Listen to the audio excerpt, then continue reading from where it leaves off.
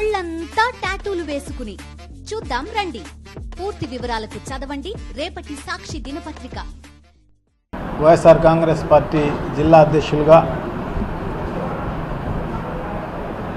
Square చేసే కార్యక్రమానికి వచ్చి పర్సనల్గా ఆశీర్వదించిన నాయకులకు, కార్యకర్తలకు, మిగతా ఫోన్ల ద్వారా మెసేజ్ పాస్ చేసిన వారికి, సోషల్ మీడియా ద్వారా శుభాకాంక్షలు తెలియజేసిన వారికి అందరికీ కూడా కృతజ్ఞతలు వ్యక్తపరుస్తూ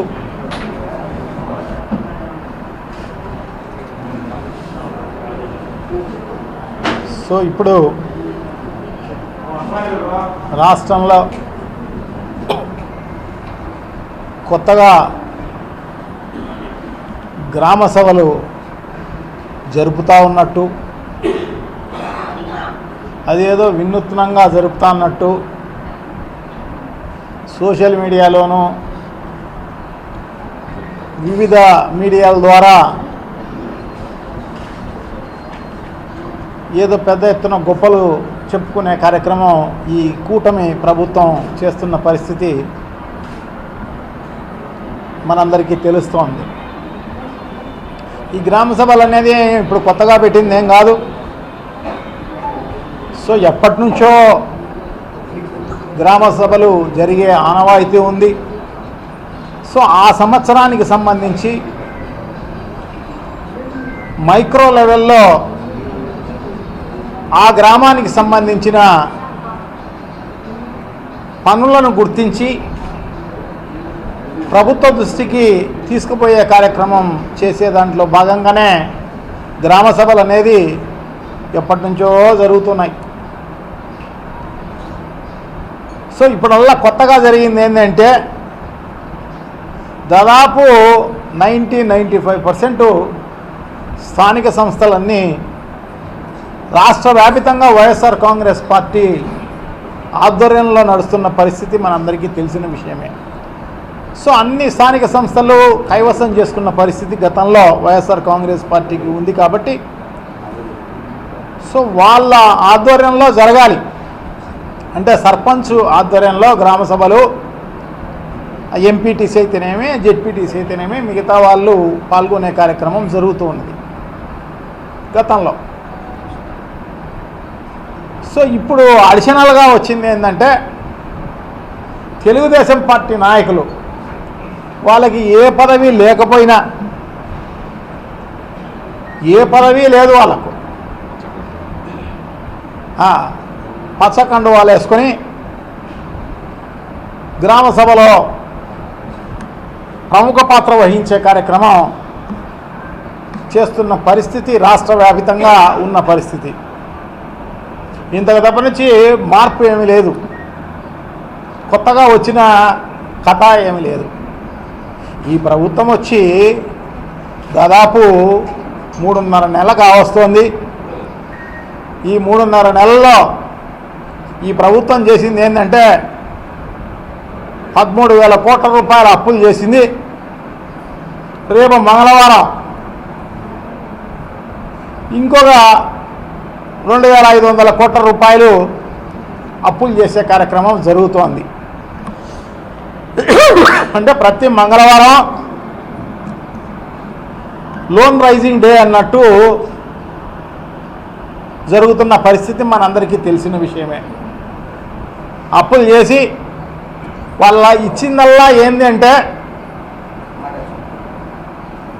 పెన్షన్లు, ఉద్యోగస్తులకు జీతాలు, ఇవి తప్ప వేరే ఏమన్నా ఇచ్చిన పరిస్థితి ఏదన్నా ఉందా ఈ రాష్ట్రంలో? ఏమీ లేదు, ఏమీ లేదు. ఇప్పటికీ మామూలుగా అయితే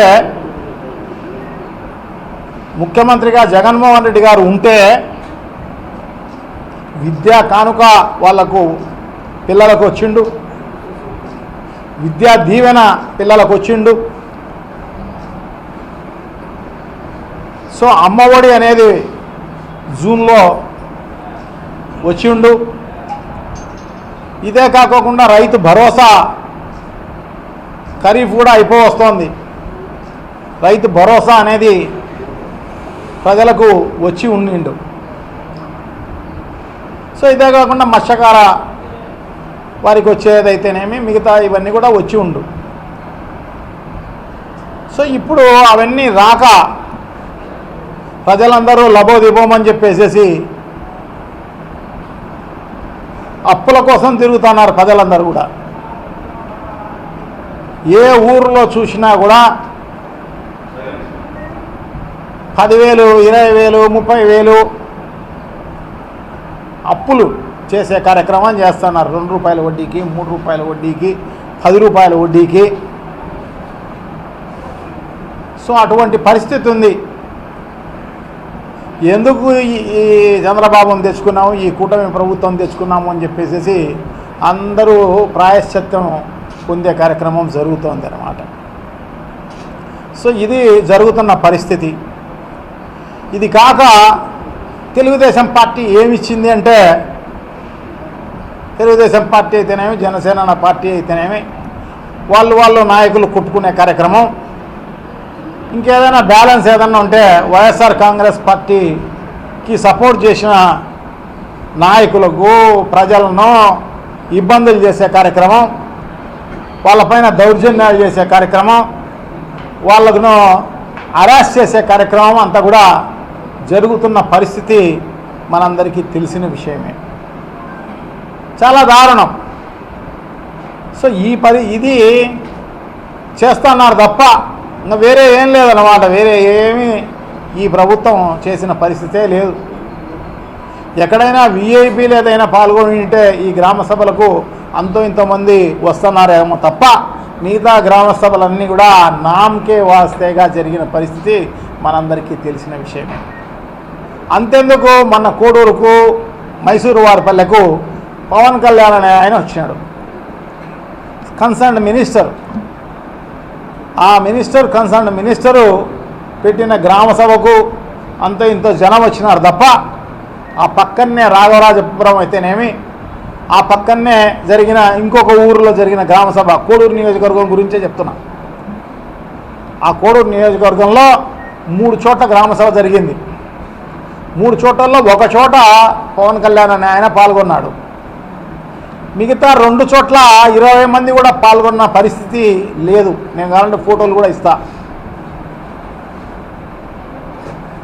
దీనికోసము పెద్ద ఎత్తున సోషల్ మీడియాలోనూ మిగతా చోట్ల అన్ని మీడియాల్లోనూ పెద్ద ఎత్తున తెలుగుదేశం పార్టీ చంకలు గుద్దుకునే కార్యక్రమం బ్రహ్మాండంగా గ్రామ సభలు జరుగుతున్నాయి, కొత్తగా ఏదో వినూత్నంగా జరుగుతున్నాయి అని చెప్పేసి చెప్పుకున్న పరిస్థితి అన్నమాట.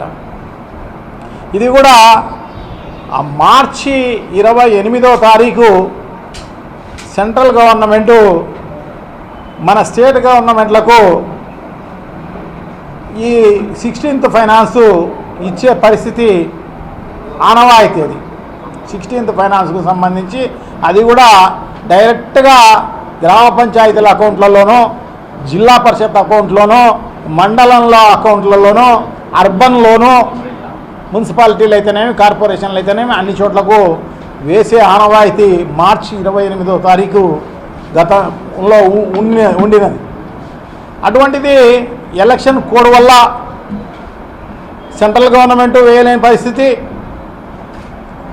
సో అది ఇప్పుడు మొన్న 1428 కోట్లేమో రిలీజ్ చేయడం జరిగిందన్నమాట. ఆ 1428 కోట్లు డైరెక్ట్గా అకౌంట్లలో పడిన పరిస్థితి అన్నమాట అన్ని గ్రామ పంచాయతీలకు, అన్ని స్థానిక సంస్థలకు. సో దాంట్లో 998 కోట్ల రూపాయలు రూరల్కు, మిగతా బ్యాలెన్స్ 400 కోట్ల రూపాయల చిల్లర అర్బన్కు రిలీజ్ చేసిన పరిస్థితి అన్నమాట. సో దీనికి రాష్ట్ర ప్రభుత్వానికి అసలు సంబంధమే లేదు. సో రాష్ట్ర ప్రభుత్వం ఏదో ఏమో చేసినట్టుగా, స్థానిక సంస్థలకు ఏదో మేలు చేసినట్టుగా ఆ రకంగా మాట్లాడుతున్న పరిస్థితి మనం చూస్తున్నాం అన్నమాట. సో ఇది పర్ క్యాపిటా ఇచ్చే పరిస్థితి. కేంద్ర ప్రభుత్వము ఎందుకంటే మన స్థానికంగా ఏ రాష్ట్రాల నుంచి అయినా కూడా పన్నుల రూపేణా కేంద్ర ప్రభుత్వానికి జిఎస్టీలు అయితేనేమి ఇవన్నీ కూడా పోతున్నాయి. కాబట్టి ఆ రేషియోలో ఆ రాష్ట్రాలకు సంబంధించి పర్ క్యాపిటల్ అంటే పాపులేషన్ను బట్టి ప్రతి గ్రామానికి ఎంత రావాలన్నా అంత ఇస్తున్న పరిస్థితి అన్నమాట. అందుకు తప్పనిచ్చి దీంట్లో పెద్దగా ఏదో పెద్ద ఎత్తున గ్రామాలను అభివృద్ధి చేసేదో గ్రామాలను ఉద్ధరించే కార్యక్రమమో ఏదో చేస్తున్నట్టుగా సంకలు గుద్దుకుంటున్న కార్యక్రమం మనం చూస్తున్న పరిస్థితి అన్నమాట. సో ఇప్పుడు పరిస్థితి చూస్తే చంద్రబాబు నాయుడు గారి పరిస్థితి ఇండియా టుడే సర్వే చేస్తే సియాప్ సర్వేనా ఏదో సంథింగ్ ఆ సర్వే చేస్తే 55% మద్దతుతోటి తెలుగుదేశం పార్టీ అధికారంలోకి వస్తే ఈరోజు 44% మద్దతు ఉంది అని చెప్పేసి ఆ సర్వే ద్వారా తెలుస్తోంది. అంటే మనం ఈ 3.5 నెలల కాలంలోనే 11%కు దిగిపోయినామన్నమాట. అంటే మన పరిపాలన అంత మాత్రం ఉద్ధరిస్తోంది ప్రజలను. సో ప్రజలందరూ C voter app C voter survey so C voter survey ద్వారా ఇండియా టుడే కేంద్ర అంటే మామూలుగా దేశవ్యాప్తంగా చేస్తున్న సర్వేలో భాగంగా ఇక్కడ ఈ రాష్ట్రంలో కూడా చేసిన పరిస్థితి అన్నమాట. సో మన గ్రాఫ్ ఆ రకంగా పడిపోయిన పరిస్థితి. అంటే ప్రజలు మన వల్ల కూటమి ప్రభుత్వాన్ని చీత్కరిస్తున్న పరిస్థితి అన్నమాట. అసహించుకుంటున్న పరిస్థితి. నీ పరిపాలన ఇంత దరిద్రంగా దారుణంగా ఉంది అని చెప్పేసేసి. సో ఇప్పటికైనా కూడా తెలివి తెచ్చుకోవాల్సిన అవసరం తప్పకుండా ఉంది. ఏదైతే సూపర్ 6 అనేది చెప్పారో ఆ సూపర్ 6 అనేది ఖచ్చితంగా అమలు చేయాల్సిన అవసరం తప్పకుండా ఉంది. అమలు చేయకపోతే వైఎస్ఆర్ కాంగ్రెస్ పార్టీ తప్పకుండా ఉద్యమించే కార్యక్రమం తప్పకుండా జరుగుతుంది అని చెప్పి తెలియజేసుకుంటున్నా. ఎందుకంటే ఊరికే మాటలు చెప్పే కార్యక్రమం కాదు, మోసగించే కార్యక్రమం కాదు, ఎన్నికల్లో ఓట్లు దండుకునే కార్యక్రమం కాదు. అట్లా అబద్ధాలు చెప్పి మోసం చేసి 2014లో మోసం చేశావు, మళ్ళీ ఇప్పుడు కూడా మోసం చేసి అధికారంలోకి వచ్చిన పరిస్థితి అన్నమాట. సో తప్పకుండా ఇవన్నీ కూడా ఇవ్వాలని వైఎస్ఆర్ కాంగ్రెస్ పార్టీ డిమాండ్ చేస్తూ సో ఈ లోపాలన్నీ కూడా సరిదిద్దుకోవాల్సిన అవసరం తప్పకుండా ఉంది అని చెప్పేసి ప్రజల తరఫున ఖచ్చితంగా డిమాండ్ చేస్తూ సెలవు తీసుకుంటున్నా. Thank you. నమస్కారం.